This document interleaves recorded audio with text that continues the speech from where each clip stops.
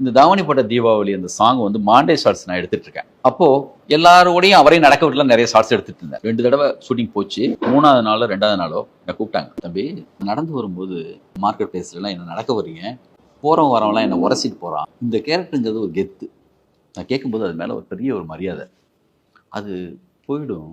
எல்லா இடத்துலையுமே என்ன அப்படி யூஸ் பண்ணாதீங்க. எனக்கு உள்ள அடிச்சது. என்னடா அது? சரி, நான் பார்த்துக்கிறேன் சார். எப்பயுமே எல்லாரும் சொல்கிறது நம்ம கேட்க மாட்டோம்.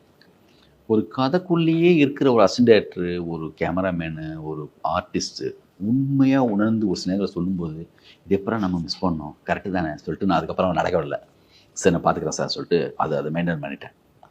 எங்கேயாவது தான் வரும் அப்படியே ஒரு மாண்டே ஷாட்னா பந்து உதைக்கிற மாதிரி ஒரு விஷயம் வந்துச்சுன்னா அந்த இடத்துல எல்லாம் பயந்து நின்னாங்கன்னா அது நிற்கும். அந்த மாதிரி யூஸ் பண்ணேன். விட்டால் டான்ஸ் ஆட வச்சுருப்போம். இல்லாட்டா நாங்கள் மாஸ்டர் கூட்டு வச்சப்பா 2 ஸ்டெப்பு போட சொல்லுப்பான்னு சொல்லுவோம். ஆனாலும் ஆயிருக்கும். அதே மாதிரி வந்து அவர் இந்த முண்டா சூரியன் சாங்கு கேட்குறாரு. அப்படியே கண்ணை மூடி மொத்தமும் கேட்டார். முடிச்சதுக்கு பிறகு அப்படி கண்ணை திறந்து பார்த்தாரு. அந்த அப்படி அவர் வந்து தம்பி வைப்ரேஷன் ஆகுது தம்பி, ஐயனார் செல்லம் அப்படி வைப்ரேட் ஆகுது தம்பி. என்னை பற்றி சொல்லி சொல்லி சொல்லி வந்து இதை விட நல்ல சாங் வர்றதுக்கு வாய்ப்பே இல்லை தம்பி, ரொம்ப நல்லா இருக்கு அப்படின்னாரு. அதே மாதிரி பையன் மேலே ஒன்று கை வச்சு இல்லைன்னு சொல்லி தேனி கம்பம் சுற்றுப்பத்தி ஏரியாலாம் அவங்க சொன்னதான் சட்டம். அவங்கள தாண்டி எதுவும் பண்ண முடியாது.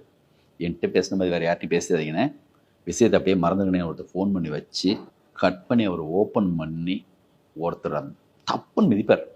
மிதிச்சுட்டு நான் என்ன பண்ணேன், ஒரே ஒரு மிதி, ஒரே ஒரு டைலாக் தான் வச்சுருந்தேன். அவர் என்னை கூப்பிட்டார், அந்த இடத்துல நிறுத்திட்டார். அவர் ரொம்ப முக்கியமான இடத்துலலாம் தம்பி ஒரு நிமிஷப்பா தனியாக கூப்பிடுவார். எல்லாரும் மத்தியில் பேச மாட்டாங்க. ஒரு டிரெக்டர் தான். சரி சார் அப்படி இவ்வளோ பில்டப் பண்ணிவிட்டு இந்த கேரக்டர் இன்ட்ரடியூஸ் ஆகுது தம்பி.